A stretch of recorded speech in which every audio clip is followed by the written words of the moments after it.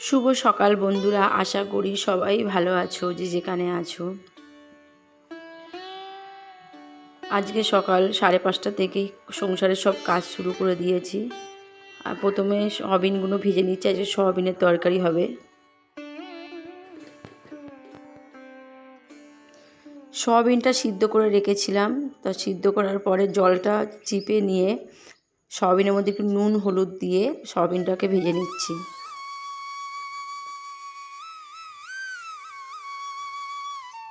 Soybean লাল লাল করে ভাজা হয়ে গেছে, নামিয়ে নিলাম। সর্ষের তেলের মধ্যে তেজপাতা, এলাচ, ফোড়ন দিয়ে দিলাম। দিয়ে ডুমো ডুমো করে আলু কেটে আলুগুলো ভাজার জন্য দিয়ে দিলাম। আলুগুলো ভাজতে ভাজতে এদিকে আমি ধনেপাতাটা কেটে নিচ্ছি।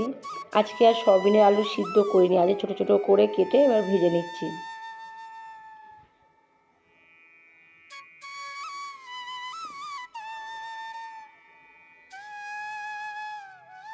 সয়াবিনের আলুগুলো একটু লাল লাল করে ভেজে নেব। নুন হলুদ দিয়ে দিলাম।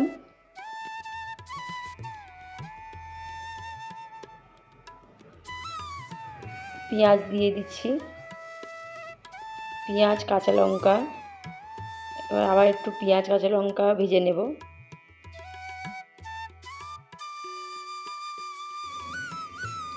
আদা রসুন বাটা দিয়ে দিলাম, টমেটো দিয়ে দিলাম, জিরের গুঁড়ো, নুন, হলুদ সব কিছু একসঙ্গে দিয়ে এবার একটু ভালো করে মশলাটাকে আলুর সঙ্গে কষিয়ে নেব। অন্যদিন আগে মশলাটা কষিয়ে নেই, আজকে আর আলুর মধ্যে দিয়ে কষিয়ে নিচ্ছি। সয়াবিন সব দিয়ে দিচ্ছি। সয়াবিন, আলু, এবার মশলা সমস্ত কিছু একসঙ্গে ভেজে নিচ্ছি। ভেজে নেওয়া মোটামুটি হয়ে গেছে। এবার ধনেপাতাটা দিয়ে দিলাম। গরম মশলা দিয়ে দিচ্ছি। একটুখানি আবার ভালো করে ভেজে নেব মশলাটাকে। সয়াবিনটা একটু ভালোভাবে যত ভাজা যায় ততই ভালো লাগে খেতে। তার মাঝখানে আমার মেয়েটাও চলে আসলো আমার কাছে। কোলে নাও বায়না করছে, কোলে নিয়েই একটু করতে হচ্ছে রান্না। জল দিয়ে দিলাম অল্প করে। অল্প অল্প জল দিয়ে করলে কি তলাটা ধরে নেয় না, এই জন্য অল্প অল্প জল দিয়েই সয়াবিনটাকে ভেজে নিচ্ছি।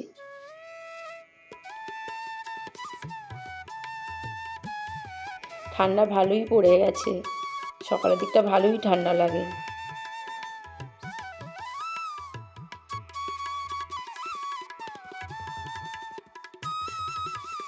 সয়াবিন আলুতে পরিমাণ মতন জল দিয়ে দিলাম। এবার জল দেওয়ার পরে ওইদিকে আমি পরোটা করার জন্য পরোটা বেলতে চলে গেলাম, কারণ সয়াবিনটাও হতে থাকবে, এদিকে আমি পরোটা করব, পরোটাও বেলে নেব। একই সঙ্গে দুটো করা একটু সমস্যা হয়, তাও করতে হয়। এই একটা একটা করে করে নিই তাড়াতাড়ি করে।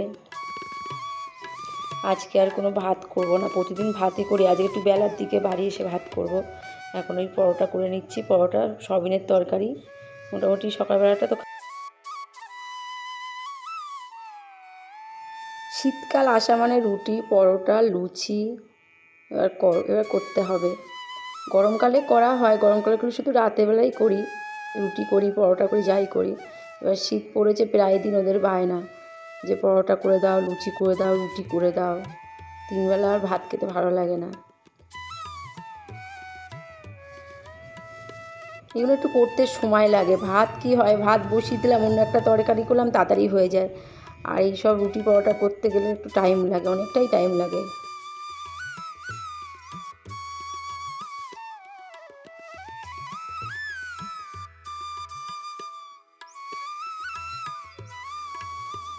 এদিকে পরোটা আমার হয়ে গেছে, এদিকে সয়াবিনের তরকারিও হয়ে গেছে।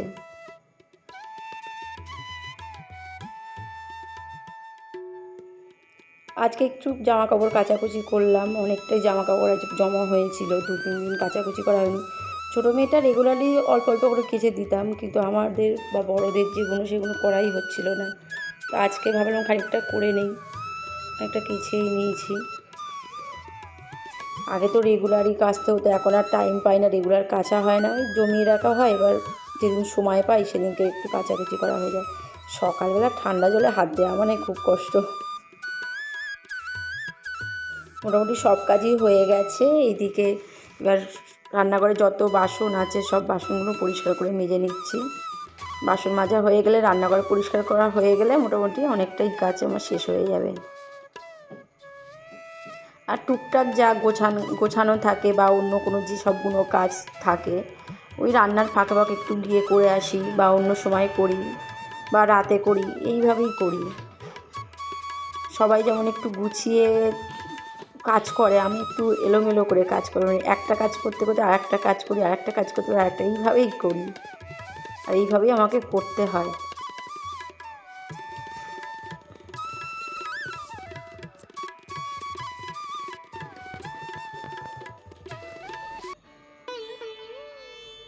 সংসারের অনেক কিছুই নিয়ম আছে, যেগুলো করলে সংসারের মঙ্গল হয়। সেগুলো সব কিছু পরিষ্কার ভালো করে সংসারটাকে গুছিয়ে রাখা, অনেক কিছুই আছে। সেগুলো করলে কি হয়, সংসারে আয় উন্নতি হয়, অনেক দিক দিয়ে অনেক কিছু হয়। ঝড় ঝাপটা থেকে মুক্তি পাওয়া যায় কিছু নিয়ম একটু মেনে করলে। সবসময় সব কিছু করা হয় না, নিয়ম মানাও যায় না, কিন্তু করা ভালো। সংসারে যত নিয়ম টিয়ম মেনে সংসার করা যায়, সংসার দিতে অনেকটা সুলক্ষণ হয়। সংসারের ভালো মন্দ বিচার করেই আমাদেরকে চলতে হয়। আমরা এই নিয়েই খুশি থাকতে চাই, আর এই নিয়েই খুশি থাকাই ভালো। কারণ সংসারটাই হচ্ছে আমাদের জীবনের একটা অনেক বড় অংশ।